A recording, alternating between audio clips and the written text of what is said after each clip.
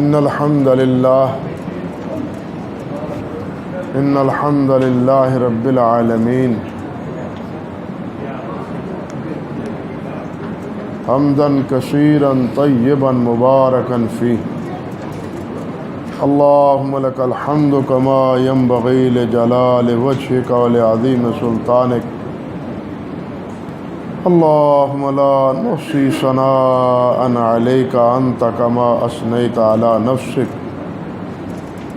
وأشهد أن لا إله إلا الله وحده لا شريك له وأشهد أن محمدا عبده ورسوله أما بعد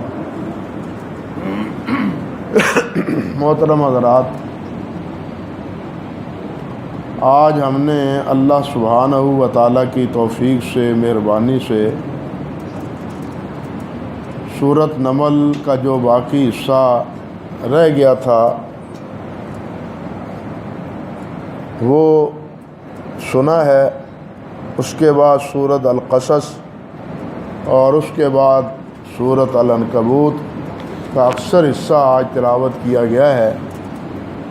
اللہ سبحانہ و تعالیٰ یہ قرآن مجید کی محفلیں اور یہ سننے اور سنانے کا مشغلہ یہ اپنی بارگاہ میں قبول فرمائے۔ یہ صرف اسلام کا، مسلمانوں کا اختصاص ہے، اعزاز ہے کہ اس طرح کلام الہی کو اہتمام کے ساتھ نماز تراویح میں سنایا جاتا ہے۔ ایک دور تھا کہ مسجدوں میں حفاظ کرام نہیں ملتے تھے اور بسا اوقات قرآن مجید کھول کے نماز تراویح پڑھائی جاتی تھی، یعنی حفاظ کا اتنا فقدان تھا، اتنی کمی تھی۔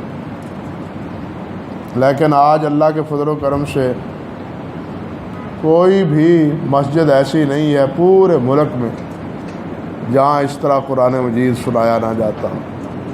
مسجدیں ہی نہیں بلکہ بعض گھروں میں بھی یہ قرآن مجید کے سننے اور سنانے کا پروگرام ہوتا ہے۔ یہ صرف قرآن مجید کا اعجاز، کوئی ایسی اور دوسری کتاب نہیں ہے کہ جس کے ماننے والے یوں اپنی کتاب کے پڑھنے اور سننے کا اہتمام کرتے۔ یہ اختصاص قرآن مجید کا ہے۔ یہاں سورۃ النمل کی ابتدا میں ہی اللہ ذوالجلال نے جو بات فرمائی ہے وہ یہی ہے کہ تلک آیات القرآن و کتاب مبین، کہ یہ قرآن پاک کی آیات ہیں اور کتاب مبین کی آیات ہیں۔ قرآن کو قرآن کا کہا ہی اسی لیے جاتا ہے کہ یہ پڑھی جانے والی کتاب،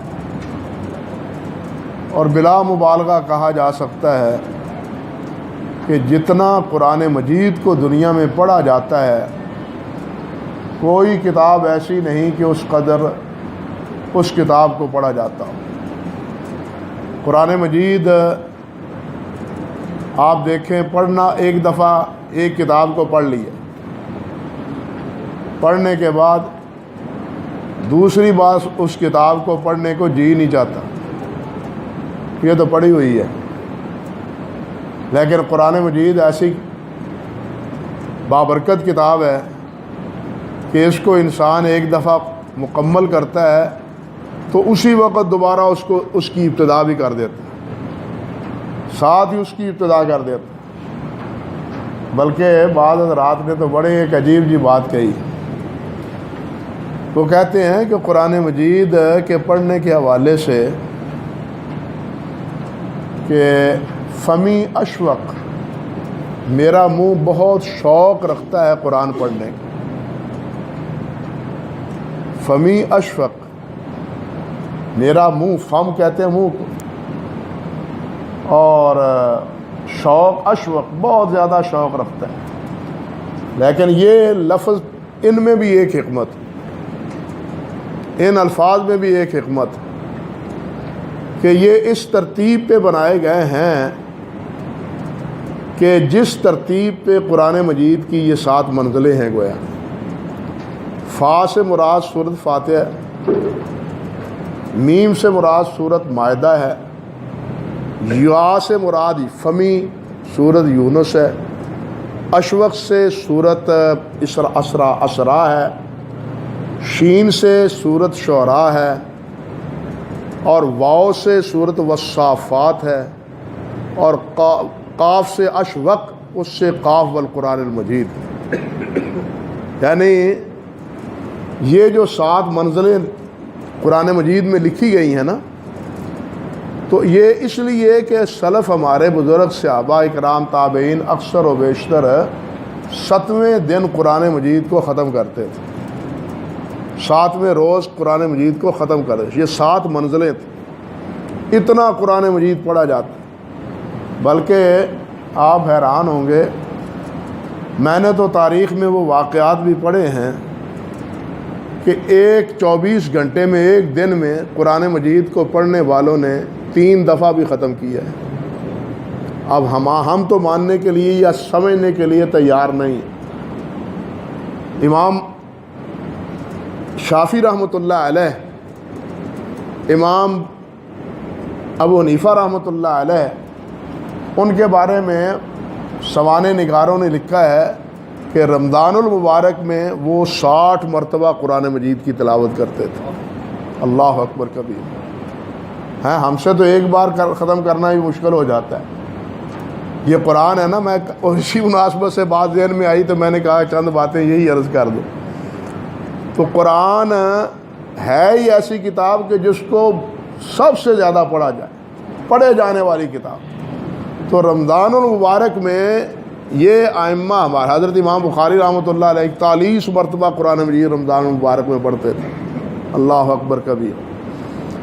حضرت تمیم داری رضی اللہ تعالی عنہ، حضرت عثمان غنی رضی اللہ تعالی عنہ، حضرت عبداللہ بن زبیر رضی اللہ تعالی عنہ، حتیٰ کہ علامہ نووی رحمۃ اللہ علیہ نے لکھا ہے کہ خلق لا یحصی، اتنے مخلوق ہے کہ جن کا شمار نہیں کیا جا سکتا، جو ایک دن میں قرآن مجید ختم کرتے تھے. حضرت تمیم داری اور حضرت عثمان کے بارے میں تو ہے کہ نماز عشاء حضرت عثمان غنی نے حرم پاک میں پڑھی، اور نماز پڑھنے کے بعد وطر، فرض نماز پڑھنے کے بعد وطر، مسافر تھے، وطر پڑھا تو ایک ہی وطر میں پورا قرآن مجید پڑھا. ہاں، ایک وطر میں پورا قرآن مجید حضرت عثمان غنی رضی اللہ تعالیٰ عنہ نے. حضرت تمیم داری رضی اللہ تعالیٰ عنہ سے بھی ہے، ایک ہی رکعت میں وہ انہوں نے قرآن مجید کو پڑھا. اب بتلائیے کوئی ایسی نظیر ہے دنیا میں کہ جس کے ماننے والے اپنی مذہبی کتاب کو اس طرح اس محبت سے پڑھتے ہو. ہمارے قریب حضرت میاں باقر صاحب، بہت کم ساتھی ہیں جو ان کے نام سے واقف ہیں. بہت صاحب ورع، صاحب تقوی اور صاحب بہت ہی ذاکر اور صابر اور شاکر انسان تھے. بہت کم حضرات ہیں جنہوں نے ان کی زیارت کی. یہ تاندلہ والے کے قریب جھوگ دادو ہے، وہاں رہائش پذیر تھے. یہ ہمارے فیصل آباد کو، ضلع کو یہ شرف حاصل ہے کہ یہاں 3 بڑی شخصیتیں رہتی تھیں. ایک حضرت صوفی محمد عبداللہ صاحب، ایک سید مولا بخش قومی صاحب، اور ایک حضرت میاں باقر صاحب. یہ تینوں اللہ کے ولی تھے. اللہ اکبر. اور مستجاب الدعوات. اور تینوں کی ایسے ایسے واقعات ہیں مستجاب الدعوات کے کہ عقل دنگ رہ جاتی. ادھر دعا کی اور ادھر نتیجہ، سرسوں پر ہتھیلی پر سرسوں جمانے والی بات. ایسے واقعات ہیں ان بزرگوں کے حوالے سے. حضرت میاں صاحب رحمۃ اللہ علیہ کے صاحب زادے تھے حافظ زکریا صاحب، حافظ محمد زکریا، بہت بڑے عالم بھی تھے، قرآن مجید کے حافظ تھے. اب یہ بات میں نے اپنے ان کانوں سے سنی. ان کانوں سے کیا سنا؟ جھوگ دادو کے ساتھی وہ کہتے ہیں مولوی صاحب آپ نہیں مانیں گے. ہم کیوں نہ مانیں؟ ہم نے تو دیکھا ہے، سنا ہے. آپ کو یقین آئے یا نہ آئے، ہم نے ٹائم پیس رکھ کے 50 سال 60 سال پہلے کی بات ہے، اس وقت ٹائم پیس ہی ہوتے تھے، یہ چھوٹی گھڑیاں تو عنقا تھیں، یا کسی کے پاس جیبی گھڑی ہوتی تھی وہ بڑی سی، ہاں جی، ورنہ یہ گوٹ گھڑی یہ تو تھی ہی نہیں اس دور میں۔ آج تو ہر انسان باندھے پورے ہیں، اس وقت یہ خال خال ہوتی تھی، ٹائم پیس ہوتا تھا یا یہ جیبی گھڑی بڑی ہوتی تھی۔ وہ فرماتے تھے کہ میں نے ٹائم پیس رکھ کے حافظ زکریا سے 3.5 گھنٹے میں قرآن سنا ہے۔ اب آپ بتلائیں بھی یہ کیا ہے؟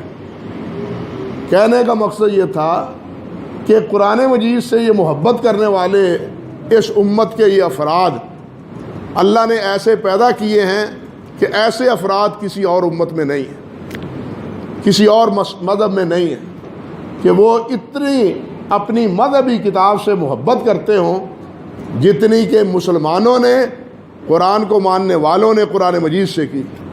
اور یہ اللہ سبحانہ و تعالیٰ نے اس میں ایسی محبت اور کشش پیدا کی ہے کہ جب انسان اس کو پڑھ لیتا ہے تو اثر نو اس کو پڑھنے کا اور اشتیاق بڑھتا ہے۔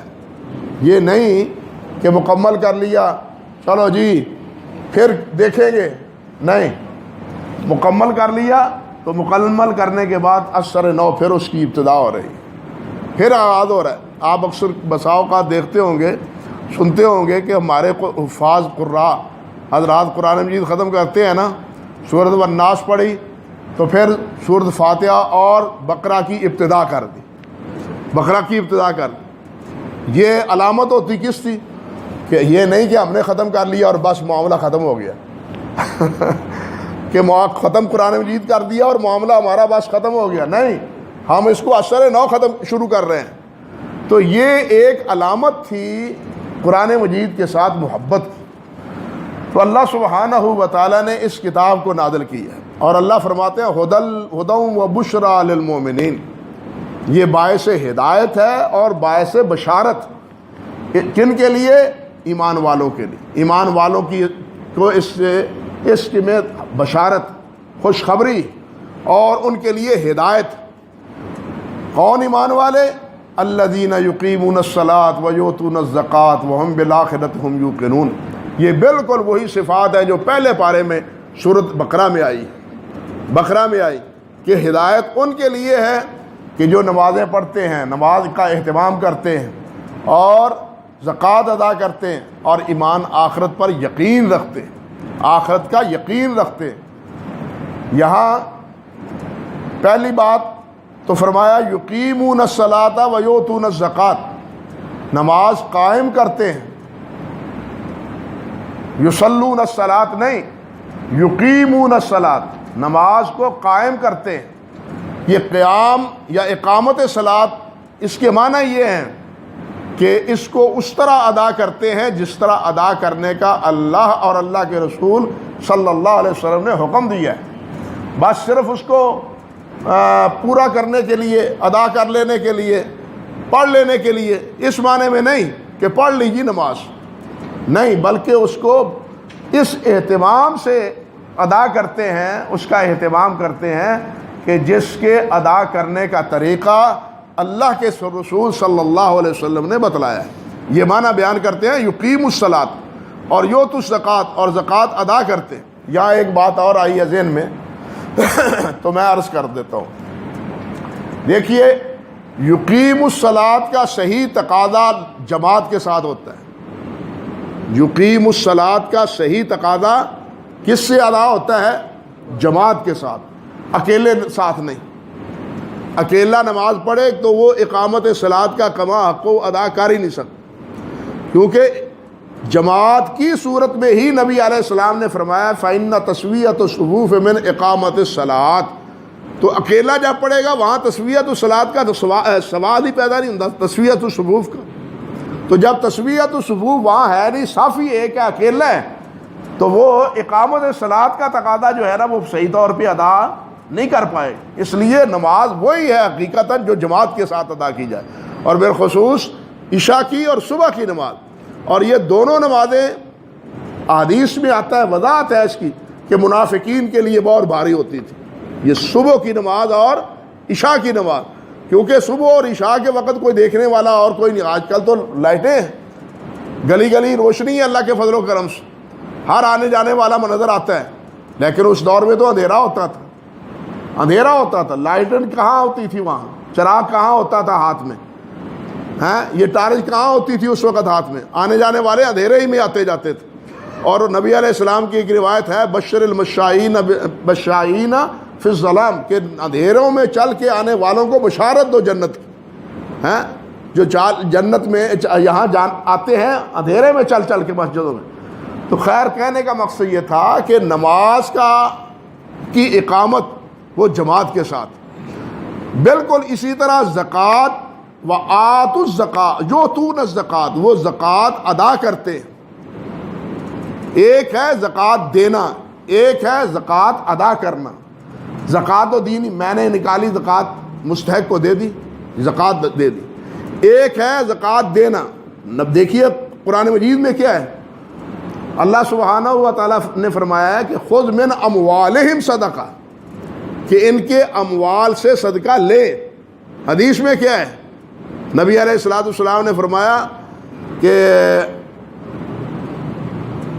عمراء سے تؤخذ من امرائہم وتؤدی الی فقرائہم, کہ عمراء سے لی جائے اور فقراء کو دی جائے. اب یہ عمراء سے لینا اور فقراء کو دینا یہ کس بات کا تقاضا کرتا ہے, بات سمجھے. فقراء کو دینا اور عمراء سے لینا, اس کا مطلب یہ ہے کہ عمراء سے لینے والی قوت کوئی اور ہے اور تقسیم کنندگان کوئی اور ہیں. لینے والے اور ہیں, دینے والے اور ہیں, اور زکوٰۃ لے کے آگے پہنچانے والے اور ہیں. یہ تین عنصر ہیں. تؤخذ من اغنیائہم وتؤد الی فقرائہم. یہ چیز تقاضا کرتی ہے کہ جناب عمراء سے زکوٰۃ وصول کی جائے. کیا مطلب, بیت المال بنایا جائے, جس طرح بیت المال نبی علیہ السلام نے بنایا تھا, صحابہ کرام نے بنایا تھا, مسلمانوں کا بیت المال تھا. اور اسی وجہ سے حضرت ابو بکر صدیق رضی اللہ تعالیٰ عنہ نے فرمایا تھا کہ اگر ایک رسی بھی جو بیت المال میں زکوٰۃ کی آتی تھی وہ اگر دینے سے انکار کریں گے تو میں ان کے خلاف اقدام اقتال کروں گا. یہ کس کے لیے تھا, ایک تھا انکار کرنے والے زکوٰۃ کا, ایک اس دور میں وہ تھے وہ کہتے تھے کہ اب زکوٰۃ دینی جو ہے نا بیت المال میں یہ ضروری نہیں ہے. نبی علیہ السلام فوت ہو گئے, نبی علیہ السلام رخصت ہوگا, تشریف لے گئے. اللہ نے نبی علیہ السلام سے فرمایا تھا کہ خذ من اموالہم صدقہ, ان کے مال سے صدقہ لیں. اب آپ تو نہیں ہیں اس لیے ہم ان کو زکوٰۃ نہیں دیتے, ہم خود تقسیم کریں گے. لیکن حضرت عمر ابو بکر صدیق نے کیا فرمایا کہ جو پہلے لوگ زکوٰۃ دیتے تھے حتیٰ کہ ایک رسی بھی, اور وہ اگر نہیں دیں گے اور یہاں بیت المال میں نہیں پہنچائیں گے تو میں ان کے خلاف اقدام کروں گا, قتال کروں گا. اس سے معلوم ہوتا ہے کہ ادائے زکوٰۃ کا تقاضا بھی وہی ہے جو یقیم الصلاۃ کا ہے. جس طرح جماعت کے بغیر نماز نہیں ہے, اسی طرح صحیح معنوں میں زکوٰۃ کی تقسیم بھی بغیر بیت المال کے نہیں ہے. اس میں بہت سے فائدے ہیں. ایک سب سے بڑا فائدہ یہ ہے کہ انسان ریا سے بچ جاتا ہے, دینے والا ریا سے بچ جاتا ہے. اور دوسرا فائدہ سب سے بڑا یہ ہے کہ سفید پوشی پہ داغ نہیں آتا. بات سمجھ لیں, سفید پوشی پہ داغ نہیں آتا. مستحقین تک خود زکوٰۃ پہنچ جاتی ہے. فقراء اور مساکین کو ان کا حق استحقاق مل جاتا ہے. وہ بیچارے در در پر سوال کرنے کی ضرورت انہیں نہیں آتی. آج در در کے سوالی مسلمان جو بنے ہوئے ہیں یہ اسی وجہ سے بنے ہوئے ہیں کہ ہمارا نظام زکوٰۃ غلط ہے, ہمارا نظام زکوٰۃ غلط ہے. ہمیں اس پر سنجیدگی سے غور کرنا چاہیے. لیکن افسوس یہ ہے کہ نہ ہم ایک دوسرے پر اعتماد کرتے ہیں نہ خود یہ اقدام کرتے ہیں. حکومت نے تو یہ کرنا نہیں ہے, اس نے تو ٹیکس ہی لگانے ہیں. حکومت نے تو ٹیکس پہ ٹیکس وہ لگائے جا رہی. اب تو ایسا معلوم ہوتا ہے کہ پاکستان ٹیکسستان ہے. پاکستان کم ہے, ٹیکسستان زیادہ ہے. کوئی چیز ایسی نہیں ہے جس پر ٹیکس نہیں ہے. لیکن اس کے باوجود بھی مطالبہ کیا ہے, پیسے, ہائے پیسے, ہائے پیسے. بس یہی ایک مطالبہ ہے، باقی اور کوئی مطالبہ نہیں ہے، اور کوئی تقاضا نہیں ہے، ایک ہی تقاضا ہے۔ لیکن اسلام وہ اپنے رعایا سے کس چیز کا مطالبہ کرتا ہے؟ وہ ٹیکسوں کا مطالبہ نہیں کرتا، وہ زکوٰۃ کا مطالبہ کرتا ہے، یا تبرعات کا، صدقات کا مطالبہ کرتا ہے۔ اصل فریضہ زکوٰۃ کی ادائیگی کا ہے، لیکن وہ ادائیگی کس طرح ہوتی ہے؟ بیت المال کے ذریعے ہوتی ہے۔ بیت المال کے ذریعے ہو تو پھر کیا فائدہ کیا پہنچتا ہے؟ فائدہ یہ پہنچتا ہے کہ جتنے فقراء ملک میں ہوتے ہیں ان فقراء تک ان کا حق اپنے گھروں میں پہنچتا ہے۔ وہ گھر در در کی سوالی اور گھر گھر کے وہ سائل نہیں بنتے۔ آج ہمارے ہاں یہ جو کیفیت ہے وہ اسی وجہ سے ہے کہ ہم نے نظام زکوٰۃ کو ختم کیا ہے۔ آپ کو معلوم نہیں، اور میں کہہ سکتا ہوں کہ نہیں معلوم، ہمارے بر صغیر میں یہ اکیلا نہیں کہہ رہا، بہت سے علماء ہیں۔ مولانا ابوالقاسم آزاد تھے، حضرت مولانا حافظ عبداللہ صاحب غازی پوری تھے، وہ تو کہا کرتے تھے، فرماتے تھے کہ زکوٰۃ ادا ہوتی نہیں سوائے بیت المال کے۔ ان دونوں حضرات کا تو فتویٰ یہ تھا، لیکن یہ فتویٰ تو درست نہیں۔ یہ ہوا کیا ہے؟ زکوٰۃ تقسیم ہونے کیوں لگی؟ بیت المال میں جمع کیوں نہیں ہوتی رہی؟ یہ دور کب آیا؟ یہ دور اس وقت آیا حضرت عثمان غنی رضی اللہ تعالیٰ عنہ کے دور میں، اور پھر کچھ رہی صحیح کثر پھر حضرت عمر بن عبدالعزیز رحمۃ اللہ علیہ کے دور میں۔ جب حضرت عمر فاروق رضی اللہ تعالیٰ عنہ کے دور میں بھی اس کی ابتدا ہو چکی تھی، یمن کے گورنر نے، منتظم نے، وہاں جتنے فقراء تھے، جتنے مستحقین تھے، سب کو زکوٰۃ تقسیم کی۔ زکوٰۃ پھر بچ گئی، زکوٰۃ پھر بچ گئی۔ انہوں نے عمر فاروق کو لکھا کہ حضرت پیسے بچ گئے ہیں زکوٰۃ کے، فرمایا بیت المال میں یہاں بھیج دو۔ پھر وہاں آئی مکہ مدینہ طیبہ میں، پھر یہاں کے فقراء اور مساکین کو دیا گیا۔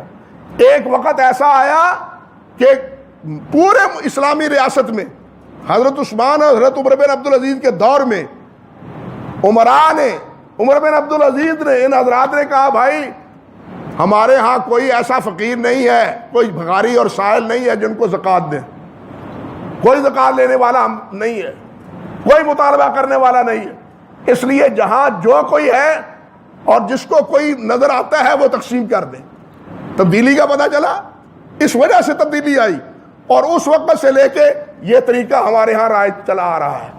ورنہ حقیقتاً زکوٰۃ کی ادائیگی بیت المال کے ذریعے ہوتی تھی، اور بیت المال کے تحت ہی ہونی چاہیے۔ اس کے دو بڑے فائدے ہیں۔ ایک فائدہ یہ ہے کہ دینے والا وہ ریا سے بچ جاتا ہے۔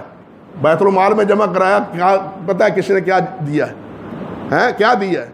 اور اسی طرح جو فقیر آدمی ہے، سائل ہے، ضرورت مند ہے، اس کی عزت نفس مجروح نہیں ہوتی، در در کا بھکاری اور در در کا سائل نہیں بنتا، ہر آدمی کے سامنے ہاتھ نہیں پھیلاتا۔ یہ فائدہ ہوتا ہے بیت المال کا۔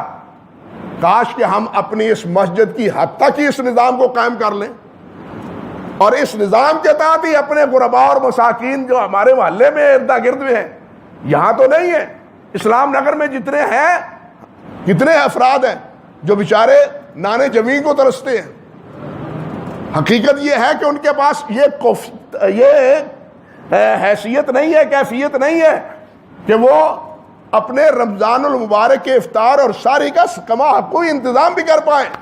ایسے گھرانے بھی ہمارے اسلام نگر میں، ہمارے پڑوس میں بستے ہیں۔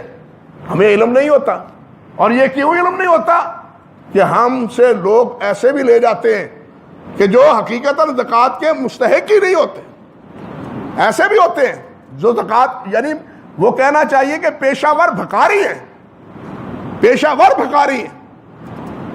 نبی علیہ الصلوۃ والسلام نے فرمایا کہ کچھ وہ بھی ہیں جو ایک لقمے، دو لقمے، لقمے دار لقمہ ان کی تلاش میں رہتے ہیں۔ یہ مسکین نہیں ہے، یہ فقیر نہیں ہے، بلکہ یہ عادتاً بکاری ہیں۔ اور ہمارے ملک میں تو ایسے بکاریوں کی خبریں بھی چھپتی ہیں کہ جن کے مرنے کے بعد لاکھوں روپے ان کے، یعنی ان کے اثاثے سے برآمد ہوتا ہے ان بکاریوں سے۔ اور ان کے بھکاری بعض ایسے بھی ہیں کہ جن کی اولاد اچھے خاصے کاروبار میں مبتلا ہے، لیکن ان کو عادت پڑی ہوئی ہے بھکاری بننے کی۔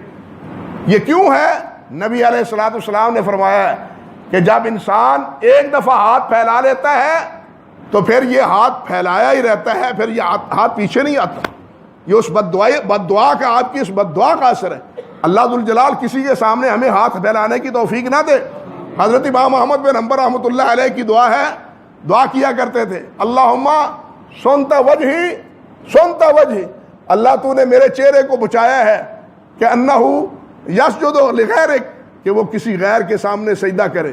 اللہ میرے سجدے کو، سر کو بچایا ہے، اللہ میرے ہاتھوں کو بھی بچائے رکھ کہ یہ ہاتھ تیرے علاوہ کسی اور کے سامنے نہ اٹھے. یہ دعا ہونی چاہیے. تو خیر یہ تو ایسے ہی بیٹھے بیٹھے بات یاد آئی تو میں نے کہا یہ بات بھی ہو جانی چاہیے. تو بہرحال قرآن مجید اللہ نے نازل کیا ہے، اور اس سے فائدہ اٹھانے والے، ہدایت پانے والے، رہنمائی حاصل کرنے والے، وہ قرآن مجید نے فرمایا وہ ہے جو آخرت پر یقین رکھتے ہیں. لیکن ان الذین لا یؤمنون بالآخرہ زینا لہم اعمالہم فہم یعمہون، جن کا آخرت پر یقین نہیں ہے، جن کا آخرت پر یقین نہیں ہے، وہ کیا ہے؟ ان کی ساری تگ و دو، ساری محنت، ساری کوشش دنیا کمانے میں ہے. حلال آئے حرام آئے، جائز ناجائز طریقے سے مال آنا چاہیے. جس طرح دوسرے مقام پہ اللہ ذوالجلال نے فرمایا نا سورۃ القاف کے آخر میں، اللہ فرماتے ہیں کہ یہ وہ لوگ ہیں، قل هل ننبئکم بالاخسرین اعمالا الذین ضل سعیہم فی الحیاۃ الدنیا وہم یحسبون انہم یحسنون صنعا. وہ یہ سمجھتے ہیں کہ ہم ٹھیک کر رہے ہیں، بہت اچھا کام کر رہے ہیں، ویلفیئر کا کام کر رہے ہیں، ہم خدمت گزاری کا کام کر رہے ہیں، ہم لوگوں کے کام سنوارتے ہیں، لوگوں کے کام جو ہے نا وہ اس کے کام آتے ہیں ہم لوگ. حتیٰ کہ ہمارے سیاسی حضرات اور ہمارے M N A M P حضرات وہ کہتے ہیں ہم تو سیاست عبادت سمجھ کے کرتے ہیں. ہے نا یہ جملہ، ہم سیاست عبادت سمجھ کے کرتے ہیں. ان شریف آدمیوں سے پوچھے کہ اللہ نے جو عبادت 5 وقت فرض قرار دی ہے وہ ادا کرتے ہو؟ اور جو اللہ نے عبادت فرض قرار دی ہے وہ ادا کرتے ہو؟ وہ تو ادا کرتے نہیں. اللہ نے یہ فریضہ تو تمہارے سامنے نہیں بنایا کہ تم سیاست کرو، یہ ذمہ داری تو تمہاری نہیں لگائی، ذمہ داری تو یہ لگائی ہے. اس عبادت کو کرنے کے لیے تو ہم تیار نہیں، لیکن اپنے من کو، اپنے جی کو خوش کرنے کے لیے ہم عبادت کرتے ہیں. جی ہم سیاست عبادت کرتے ہیں، سیاست اس لیے کرتے ہیں کہ عبادت کرتے ہیں. انا للہ و انا الیہ راجعون وہم یحسبون انہم یحسنون صنعا. وہ سمجھتے ہیں کہ ہم جو کر رہے ہیں وہ بالکل ٹھیک کر رہے ہیں، لیکن یہ ٹھیک نہیں ہے. ٹھیک وہی ہے جو وہ کام کیا جائے جو اللہ اور اللہ کے رسول صلی اللہ علیہ وسلم کی اطاعت اور فرمانبرداری میں، وہ ٹھیک ہے. اس کے علاوہ کوئی بھی کام آپ اس کو کوئی بھی نام دے دیں، اچھے سے اچھا نام دے دیں، وہ اللہ کی رضا کا نہیں ہے، وہ اللہ کی خوشنودی کا نہیں ہے. اللہ کی رضا اور خوشنودی کا ایک ہی ذریعہ اور ایک ہی راہ ہے، اور وہ حضرت محمد رسول اللہ صلی اللہ علیہ وسلم کی تابعداری اور فرمانبرداری میں. لیکن یہاں کیا اللہ نے فرمایا؟ اسی لیے ان الذین لا یؤمنون بالآخرہ زینا لہم اعمالہم، ہم نے ان کو وہ جو کام کر رہے ہیں وہ کہتے ہیں یہ اچھا کر رہے ہیں، زینا لہم، ہم ان کے لیے وہی کام مزین کر دیا، خوبصورت بنا دیا. ہے کوئی ویلفیئر کے نام پہ کر رہا ہے، کوئی خدمت کے نام پہ کر رہا ہے، کوئی سکول کے نام پہ کر رہا ہے، کوئی ہسپتال کے نام پہ کر رہا ہے. یہ سارے کام تو ٹھیک ہیں، خدمت خلق بہت بڑا عمل ہے، لیکن خدمت خلق میں اصل بنیاد وہ اللہ رب العزت کی اطاعت اور فرمانبرداری ہے. اگر اللہ کی فرمانبرداری اور اطاعت نہیں ہے، ایمان نہیں ہے، ایمان نہیں ہے اللہ اور اللہ کے رسول پر بنیادی طور پر، تو پھر انسان سارے جہان کی خدمت گزاری کر لے، اللہ کے نزدیک قطعاً اس کا کوئی درجہ نہیں. آپ اس کو جناب مولانا کہہ لیں، آپ ان کو محسن کہہ لیں، آپ ان کو ملک کا خادم کہہ لیں، جو مرضی کہہ لیں، لیکن اللہ کی رضا میں اس کی یہ خدمت کرے پرے کا کے برابر بھی نہیں ہے. اللہ کے ہاں خدمت اس کی قابل قبول ہے جو اللہ اور اللہ کے رسول کو مانتا ہے، جو اللہ اور اللہ کے رسول کی تابعداری کرتا ہے، جو اللہ اور اللہ کے رسول کی فرمانبرداری کرتا ہے، وہ ہے. اللہ سبحانہ و تعالی ہمیں اسی ایمان پر سارے کام کرنے کی توفیق عطا فرمائے. وآخر دعوانا ان الحمدللہ رب العالمین.